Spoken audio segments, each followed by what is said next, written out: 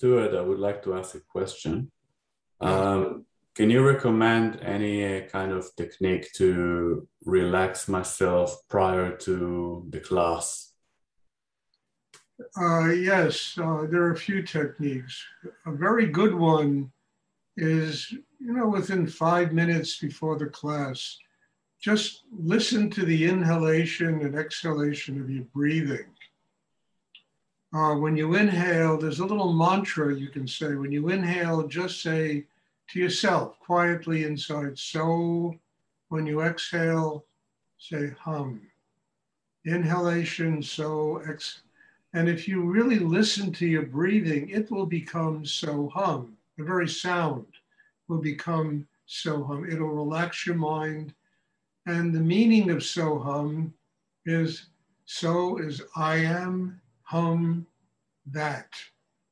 I am literally one with everything. That will quiet your mind. That'll, really settle your mind down. I mean, it's a very good exercise. I mean, you could even do that, sit down on a park bench somewhere and just do that for 5 minutes during the day. It'll relax you also. Another one is that you just drop your arms at your side and you just say to yourself, please help me to surrender all negative psychic tension. And be sure you say negatives because just of everything is psychic tension. So please help me to surrender all negative psychic tension. And you'll feel that superficial surface tension in you just flowing off the ends of your fingers. And that's a very good exercise. And there are others, I mean, look, there are things like, you can take a shower, walk around the block, do a little exercise, something, to get rid of the tension inside you. I think it's very important that one starts the class having mastered the tension inside, because otherwise people will spend, 30 minutes in the class just trying to overcome their tension. And that is really a waste of time. You can do it before you come to class. And these little exercises will really help you do it. Especially that breathing exercise. I mean, it's really good. It will just, and you begin to recognize such simple things like breath is prayer. I am that. I am that. It's prayer. And that 8 billion people are praying 24 hours a day, and they don't even know it. I am that. So hum. Does anyone else have a question? Thank you very much. You're welcome. Stuart, one of the things that came up was this understanding or awareness that if we do this work and we gain new levels of energy, then there's like a test that can come up to test that energy and either kind of maybe take it away or step up into the next level. Am I misunderstanding this, or could you talk about this? Yeah. I mean, look, there are always, you reach a new level in yourself. There are always going to be tests that come along to see whether you can sustain that new level. And the tests are just also opportunities to grow. It comes in people that come into your life, things that people say. It comes in family related. It comes in everything in life. There always are tests. And the tests are really, simply, can I sustain this? Or am I going to succumb to the tension of these tests or whatever they are that take place and lose all the work that went into building another level of my life? So this, it's almost like an organic process. It's almost like every time you grow, something comes along to test you. somebody says something that aggravates you. You get into a taxi and the taxi driver is driving like a madman, you know? Things come along that really test the next level of your work. And the whole purpose of that is to discover, can I sustain it? Or am I going to just allow these things that take place, you know, to just blow my inner life, you know? And life has a tendency of doing this to us all the time. So we as people, you know, when we attain these new levels of, you know, consciousness, understanding, inner work, along with that is having the capacity to not let it be sucked out of us by life. I mean, you know, look, I've had it, you know, all my life. There's always something that comes along. You know, you get deep insights, tremendous growth, you know, and somebody comes along and does some stupid thing that irritates you. And then all of a sudden, all of that growth is gone, you know? Or we have a tendency of wanting to tell everybody about our growth. And in doing that, we drain all the energy out of ourselves. So it's better to just conserve the energy, conserve the growth, not get upset, you know, at people. I've always told this story. I've told it a million times, you know, about in Big Indian. I went up there to spend some time because it was a very difficult winter for me. And I was driving a tractor and the manager of the ashram came running across screaming at me. And I remember getting off the tractor and I felt good. I felt like, man, you know, I got out of New York City. I can relax a little bit. I can enjoy nature. And this manager screaming at me. I did 50 things wrong. I was there 20 minutes. And I'll never forget, I mean, the alternative was to get into a big heated argument with this guy, or to just stay centered in myself and see what happens and keep my mouth shut, conserve the energy that I worked all winter to build in myself, you know, to grow to another level in my life. And, you know, 10 minutes went by and this guy I didn't say one word to him. He just looked at me, he started crying. He gave me a big hug and he looked at me and he said, Stuart, thank you. And when I discovered he just needed to drop tension, he was so full of tension. And my capacity to stay centered, you know, and not blow a whole year's worth of growth that could have been blown in that moment. It enabled this other person to find a deeper meaning in his life. And it also showed me how I could sustain that work that I've done. I don't have to get into fights, excuse me, and arguments with people. And if they're crazy, it doesn't mean I have to be crazy. If they're upset, it doesn't mean I have to be upset. If they tell me about 50 things wrong with me, I don't have to tell them about 50 things wrong with them. I have enough security in myself, you know, to understand that, no, I am not, I don't have to do this. So there are always tests in life. And there are always people that come along and irritate us, you know?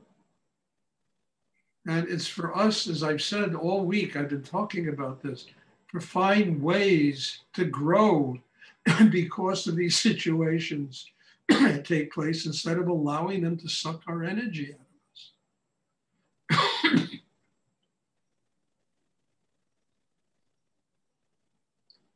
I mean, this has happened to me thousands of times. And every time it happens, it's just another opportunity for me to sustain the growth that has taken place and for me to find out whether I'm upset, I'm this, or can I just say calm and say, look, It's all bullshit. It's just going to pass, you know?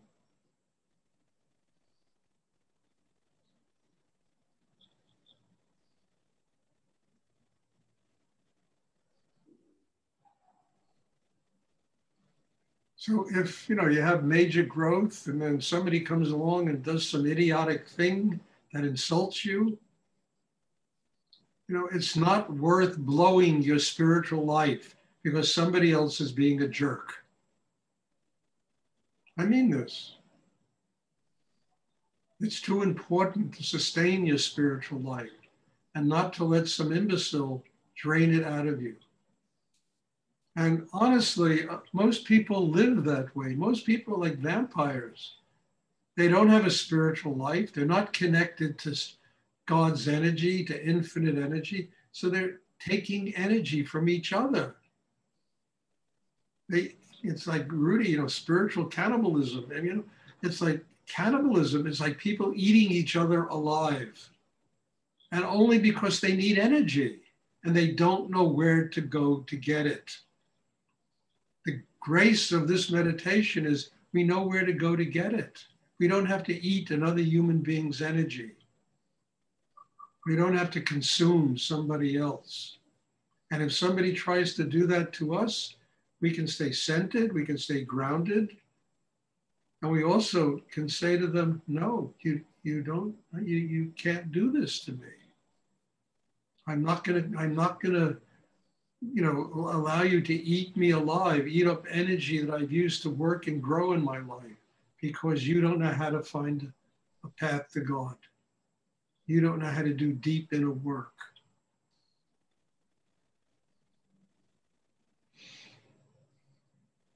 I mean, you get very strong doing this. And you also learn how to deal with people.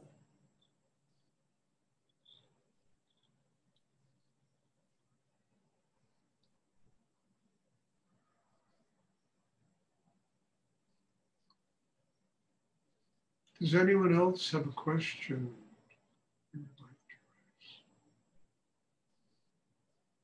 So, you know, if you have a major growth, a major transformation that takes place in your life, and then somebody comes along and they're doing ridiculous things and stupid things, or just keep your mouth shut and just stay centered and it'll pass, you know? And the funny thing about that is when you no longer allow these people to consume your energy, I promise you they'll find somebody else to go to. They'll leave you alone.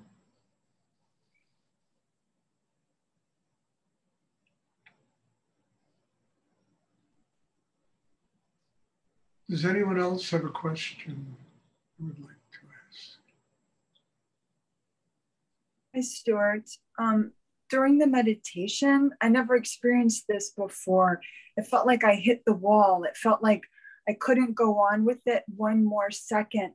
And I heard your voice say, go deeper.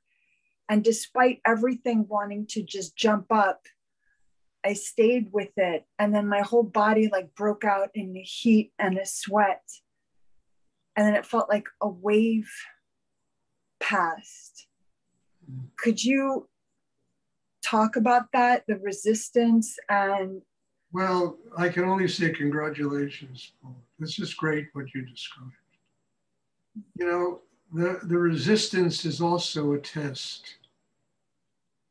You know, I mean, can I be reborn inside myself? Or am I going to constantly spend my days in life, you know, embracing something that keeps me from moving forward in my life? And there's always that test. When you get resistance like that, you're ready for a major step in your spiritual development. You really are.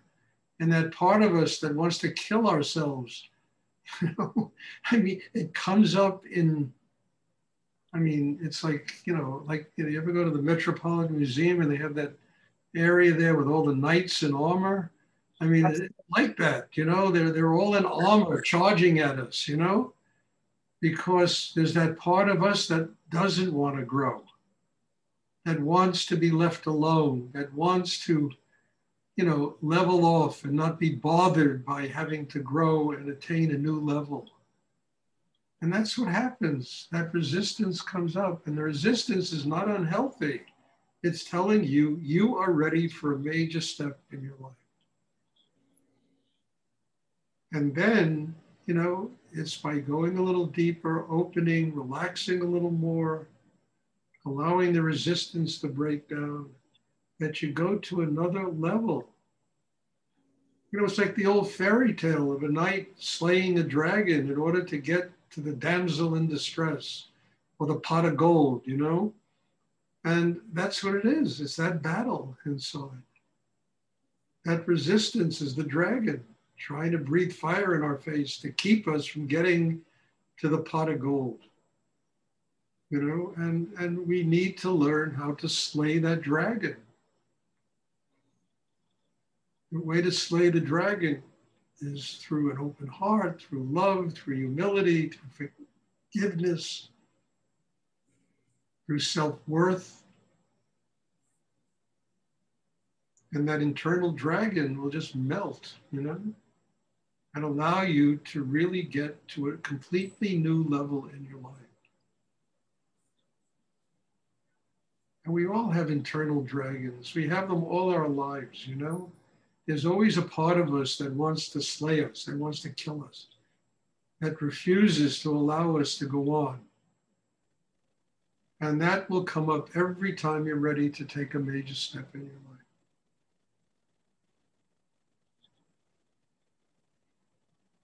So what you described is great. Just keep doing it. I mean, you know, that kind of growth is wonderful. Thank you, Stuart. It definitely felt like a dragon. Yeah, it is a dragon. You know? I mean, the Chinese are constantly painting dragons. They fight in the sky, you know. They have these paintings of dragons up in the sky fighting, you know. And it really is a metaphor for what goes on inside each and every one of us.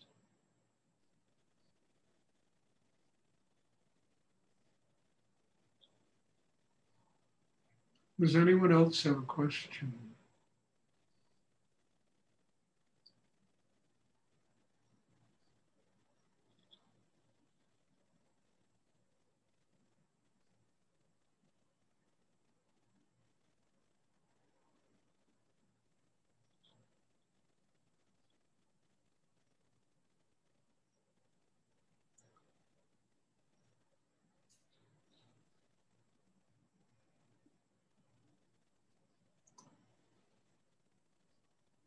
Does anyone else have a question?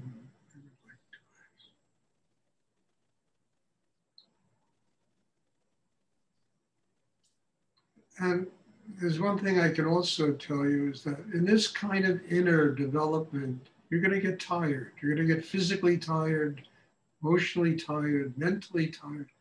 And it's okay to rest. You don't have to drive yourself crazy because you can't do, you know, the creative things that you think you have to do at that particular moment. And it's to just rest. It's to let the energy absorb inside. I mean, I know right now I am very tired, you know, and I know I have to rest and I can't do intensely creative things now. I mean, it's like Rudy with the beads, you know, I keep talking about. I really feel like that sometimes. And it's just telling me, Stuart, absorb the growth. You know, allow the growth to become so much a part of you, you know, that you don't lose it because of, you know, some stupid thing that's, you know, that will happen in life.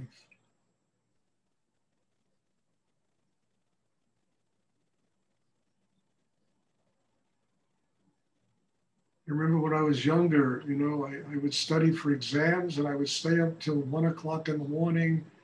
And after 5 hours of studying, I couldn't remember one thing. You know? So I went to sleep. I got up the next morning and everything was clear. My system had absorbed all the learning. And that was a lesson for me. This is pre-Rudy, you know, that it's there in the unconscious. You learn it. And then you got to rest. You got to take it easy. You got to allow this energy to absorb inside and become permanently inside you as part of your inner life. Excuse me, Stuart. Yes. This is Brenda. Are you saying that we should take a rest from the meditation if we feel like we're overwhelmed? The consistency of meditation is very important. But afterwards, it's not a time to go out and go to some, hip hop club, and blow all your energy. It's a time to relax and take it easy and, and absorb the class. Let the class become, open, the class become really part of your inner life. But coming to classes is the key, I got an email from somebody today. Oh, I'm doing this. And I said to him, I haven't seen you in a year. So I said to this person, I haven't seen you in a year. My work has changed so much in this year, that how can you tell me what you're doing and you're connected to me? You haven't been in one class of mine in a year. And, I can't go to group classes if you want to give me individual, and I won't do that. I won't do that. I have in person, there are 2 people now here in Stanford, or I should say 3 people that I do in-person classes with. 2 of them came from out of, across the country, and I will do that. But these people also attend the regular classes. So you got to come to the classes. I'm not, you don't have to come to 4 classes. If you came to 2, 3, it's all right also, But you got to have a steady diet of meditation. Otherwise, it doesn't work either. So, that's important. And then, look, what does the class amount to, okay? There are 4 classes a week. Each class is maybe an hour and a quarter, an hour and a half. There are 168 hours in a week. So these classes take up 5 of them, and we have to do something with the other 163 hours. So there's a time to go out to restaurants, a time to go to movies, plays. There's a time to sleep, to rest. In 168 hours in a week, there's a time to do everything. Time to work, time to sleep. It's just that we have to learn how to use our time consciously.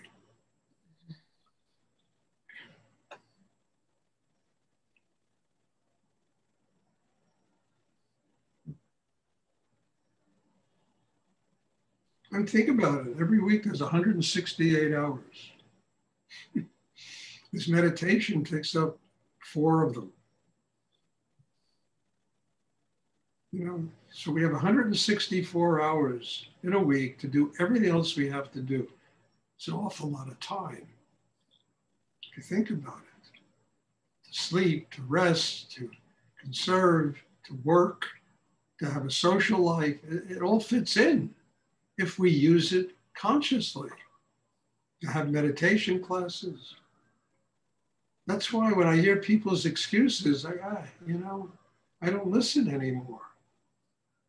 Well, I got this, I got that, I got that. All right, you have other priorities, so you don't come here.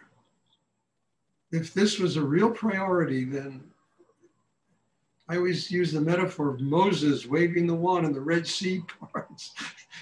There's a clear path to doing the spiritual practice, if it's a priority. If it's not a priority, there's always a reason why. Something will come up why you can't do it. If it is a priority, then, it works. I remember, when I was younger, right, I was studying with Rudy. These classes were very important to me. And I used to work in restaurants and bars at night. And the last time I had a job as a waiter, I went to the place and I said, oh yeah, we need a waiter. And then the manager said to me something that just blew me socks. He said, well, what hours do you want to work? So I said, are you kidding me? He said, no, you tell me when you want to work. I'll fit you in the schedule. And I said, I've never heard, I worked in 100 restaurants in New York. I never heard that one before. So I came there, it left every class of Rudy's open for me. My need was so strong that the universe just worked to make this available because I had to be there.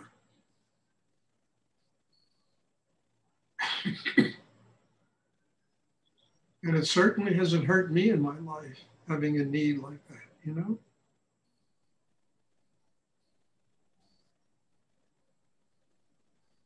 And as I say, there's so many, time to do everything in a week, including coming to meditation and sleeping and having a social life and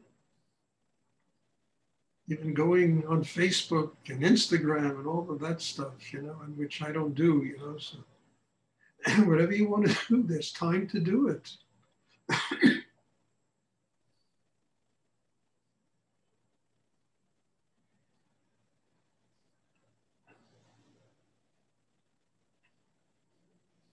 Does anyone else have a question?